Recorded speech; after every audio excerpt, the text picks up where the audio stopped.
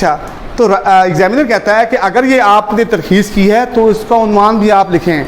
हम कहते हैं कि आप एक नहीं, कम से कम 2 उन्वान लिखें। ठीक है, 10 नंबर। यहाँ तक कोई सवाल बिला झिझक पूछ सकते हैं आप। याद रखें मेरी बात, जो सवाल करता है वो सीखता है। जी, आप शेर लिख सकते हैं, उसमें रेलिवेंट शेर लिखें, महंगाई पर मुकालमा है। ठीक है, जैसे फ़र्ज़ करें आप कह सकती हैं आजकल तो कीमतें आसमान से बातें कर रही हैं। अब ये एक मुहावरा है, तो दूसरा क्या, हाँ बिल्कुल आप सही करें, फिर आप डिटेल पूरी, क्योंकि ये रोज़मर्रा के ये यहाँ पर जो है ना, आप उसके साथ याद रखें ये जो सवाल है ना, कुछ ये सवाल है, ये सवाल है, इसमें रटा नहीं है।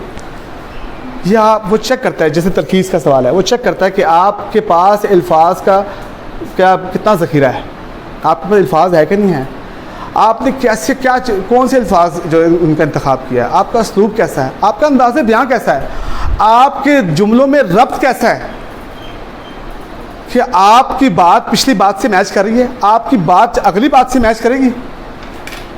इसीलिए उर्दू में आज से सर को याद होगा, कुछ 3-4 साल पहले एक बच्ची के पूरे नंबर आए थे, 505 में से 504 नंबर थे, एक नंबर किसी उर्दू में भी 100 नंबर थे। 12 हमारे टीचर्स की जो हम ख्याल दोस्त थे, हमारी डिस्कशन हुई। आप यकीन करें, जो उर्दू का टीचर है ना, वो ये कह सकता है, मैं ये साबित कर सकता हूँ कि उर्दू में कभी भी पूरे नंबर नहीं आ सकते, नेवर एवर, ऐसा मुमकिन ही नहीं है। क्यों, आप पूछे क्यों? उर्दू 2 + 2 4 नहीं है, ये कोई फार्मूला नहीं है, ये कोई न्यूमेरिकल नहीं है। कैसे? एक शायर है, मैं एक शायर हूँ, मैंने एक शेर कहा है, मुझे पता है कि मैं क्या कहना चाहता हूँ। आप मेरी बात को कभी भी पकड़ नहीं सकते, आप मेरे स्कूल ऑफ थॉट्स को कभी भी जांच नहीं सकते। हाँ, आप अंदाज़ा लगा सकते हैं कि इस शेर में शायर ये कहना चाहता है। आप कभी भी मेरी सोच का अहाता नहीं कर सकते, आप किसी शायर की, किसी मुसन्निफ़ की सोच को नहीं पढ़ सकते।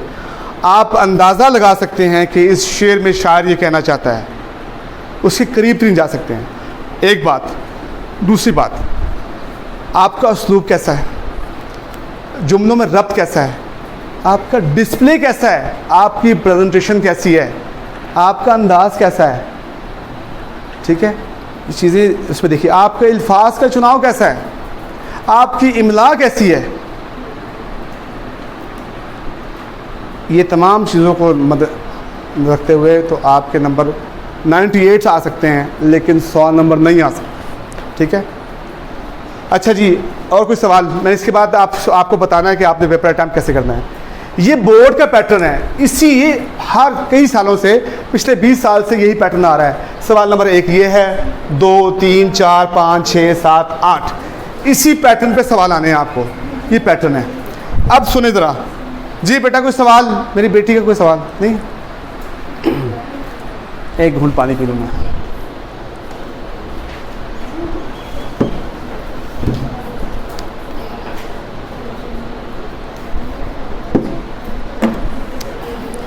जी बेटा।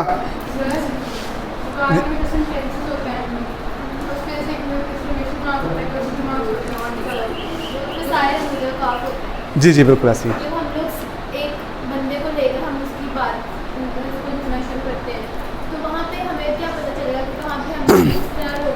अच्छा, कुछ चीज़ों का बेटा मैं आपकी बात समझ गया, आपका सवाल बहुत अच्छा है। कुछ चीज़ों का हमें पता होता है, हम लाशौरी तौर पे बात कर रहे होते हैं, मैं बात कर रहा हूँ या आप बात कर रही हैं, आपको खुद ही पता कि आपने कहाँ कहाँ पॉज लिया है। जहाँ पे आप रुके हैं वहाँ पे कॉमा आता है, अंग्रेज़ी में भी ऐसी है। ठीक है, जैसे मैंने आपको बताया अस्सलाम वालेकुम, जब आप किसी को मुखातिब करते हैं ना तो निदाया की इलामत होती है, ये वाली इलामत। अंदाज सवालिया होगा तो सवालिया निशान होगा। वो हमारी वैसे ये गलती है हमारे, हम अब बड़े हैं, बड़ों को गलत तो कह नहीं सकते, कि रुमूज़ औक़ाफ़ है ना, ये आपको फर्स्ट ईयर में पढ़ाने चाहिए, लेकिन ये सेकंड ईयर में है। कहाँ कहाँ जनाबी अलामात आती हैं, लेकिन मोटी मोटी आपको पता होना चाहिए सवालिया निशान कहाँ पे है, ये निदाया की इलामत कहाँ पर है, डैश कहाँ पर आना है, ब्रैकेट कहाँ पर आनी है। ठीक है, ब्रैकेट वहाँ पर आती है जुमले के दौरान जब आपने एक बात इजाफी बतानी हो। जैसे मैं बिलाल शौकत सुपीरियर में पढ़ाते हैं, ठीक है, तो आप अगर इसमें मज़ीद बढ़ाना हो, जैसे मैंने कोई डिग्री ली है तो एमफिल, तो मेरे नाम के साथ आगे लिखा होगा ब्रैकेट में एमफिल सुपीरियर में पढ़ाते हैं। तो किसी बात को की वजाहत के लिए इजाफी बात उसको हम ब्रैकेट में लिखते हैं, ठीक है। हम सेकंड ईयर में डिटेल से पढ़ेंगे आप, ठीक है। कोई और सवाल आपके ज़हन में तो नहीं है? अब देखें, आपके पास आप सबसे पहले तो आपने अच्छी तरह तैयारी करनी है, ठीक है। अब आप बैठ गए हैं कमरा इम्तिहान में, इम्तिहानी मरकज़ में, आपके पास ये आ गया। सबसे पहले आपके पास मारूज़ी तर्ज़ है, 20 MCQs होते हैं। याद रखिएगा मेरी बात, कई दफ़ा हम ना ज़्यादा ओवर कॉन्फिडेंस का शिकार हो जाते हैं और फ़ौरन टिक टिक टिक और बबल शीट फिल कर देते हैं। नहीं, सोचना है। एक चीज़ आपको बिल्कुल अच्छी आती है, ठीक है। मैं पता क्या करता था कि मैं हल्का सा डॉट लगा देता था वहाँ पे, ठीक है। सबको डॉट लगा दिया, फिर उसको ना एक दफ़ा दोबारा पढ़ लिया। जब मुझे यकीन हो जाता था तो उसके बाद मैं उसको उस बबल को फिल कर लेता था। जल्दबाजी बिल्कुल नहीं करनी। ये 20 नंबर हैं और 20 नंबर कम नहीं होते। आपने ये कर लिया, उसके बाद ये हिस्सा इंशाइया आपके पास आएगा। आप लिखते हो कि अक्सर हिस्सा इंशाइया, हिस्सा इंशाइया की बजाय ना इंशाई तर्ज लिखा करें, ठीक है। वो ज़्यादा मौजूद लफ्ज़ हैं, ठीक है। ये मैं आपको क्यों कह रहा हूँ, इसकी डिटेल में बाद में बताऊँगा आपको। अभी आपने कन्फ्यूज़ हो ना, आपने इंशाई तर्ज लिखना है, ठीक है, इंशाई तर्ज। अब सब पहला सवाल ही इतना मुश्किल, अशार की तशरीह, हवाला जात, फिर जनाब जी पैराग्राफ की तशरीह, हवाला जात, इनको अभी तक आपने इनको छेड़ना नहीं। आपने सबसे पहले आपने ये सवाल करना है, सवाल नंबर 5 याद रखें, इंतहाई मुख्तसर सवाल, आसान, ये लिख लें, नोट कर लें। सवाल नंबर 5, पैटर्न यही है, आपको इसी पैटर्न से पेपर आएगा।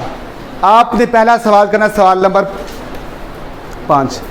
आपने ये जुमला सुना होगा, पहला तासुर या आखिरी तासुर होता है, फर्स्ट इंप्रेशन है लास्ट इंप्रेशन। जैसे ही एक शख्स कमरे में आता है, आप उसकी लुक से, आउटलुक से अंदाज़ा लगाते हैं कि ये बंदा किस शख्सियत का मालिक है, कैसी पर्सनैलिटी है।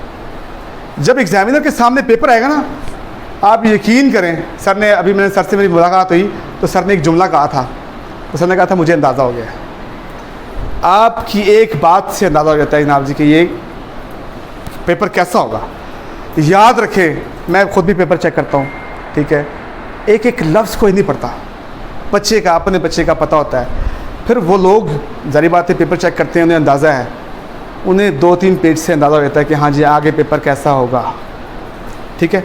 सबसे पहले सवाल नंबर 5, नज़म का खुलासा, इंतहाई मुख्तसर सवाल, और ये आपको याद होना चाहिए, बेहतरीन बेहतरीन।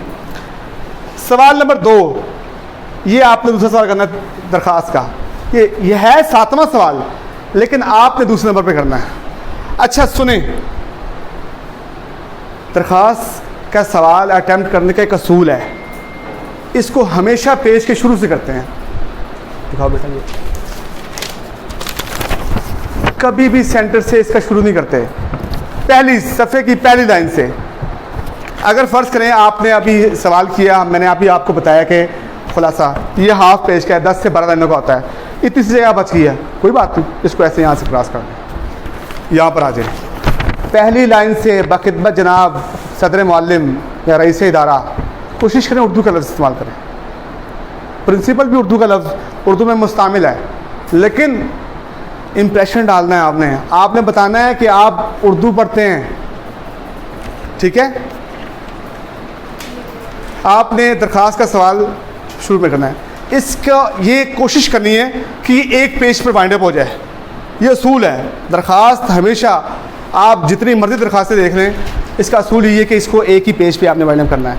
हाँ, अगर आपने बेटा अगर आपने अगले पेज पे आना है, कई बच्चे ऐसे करते हैं, यहाँ पे वो दरख्वास्त ख़त्म हुई, दरख्वास्त गुजार, उसके बाद यहाँ पर तारीख लिख देते हैं और यहाँ पर छोटा सा नाम, रोल नंबर, यहाँ हमजा छोटी है बड़ी है, कभी इससे इंप्रेशन अच्छा नहीं पड़ता। अगर आपने अगले पेज पे आना है तो कम से कम 1.5 पेज की दरख्वास्त लिखें। एग्जामिनर को गुस्सा आता है, वो इरिटेट होता है। याद रखें, आपने एग्जामिनर को इरिटेट नहीं करना, आसानी पैदा करनी है। हमारे टीचर कहा करते थे, आपने ये एज्यूम करना है, मैं सॉरी टू से एग्जामिनर को ये बात करने लगा हूँ कि उसे कुछ नहीं आता। आपने बताना है कि आप पढ़े लिखे हैं, आपने सिखाना है उसको। आपने इस तरह लिखना है कि जैसे आप अपने दादा को दादी को कैसे समझाते हैं, मोबाइल फ़ोन है, टच है, हमारे दादा को नहीं पता कि टच कैसे यूज़ करना है। कैसे बताएंगे आप, कोई आप में से? आराम आराम से कि ये यहाँ का इसका ये बटन है, इसको ऐसे ऊपर करते हैं, ये ऐसे ये दबाते हैं, ये ग्रीन बटन है। कितने प्यार प्यार से सलीके से बताइए, सादगी के साथ। इसी तरह आपने सवाल उर्दू के पेपर ऐसे अटैम्प्ट करना है कि एग्जामिनर को कुछ नहीं पता, उसे कुछ नहीं आता, आपने बताना है, आपने सिखाना है उसको, ठीक है। और हाँ, जहाँ पर कुछ बच्चे बहुत ज़्यादा वो कहते हैं ना कि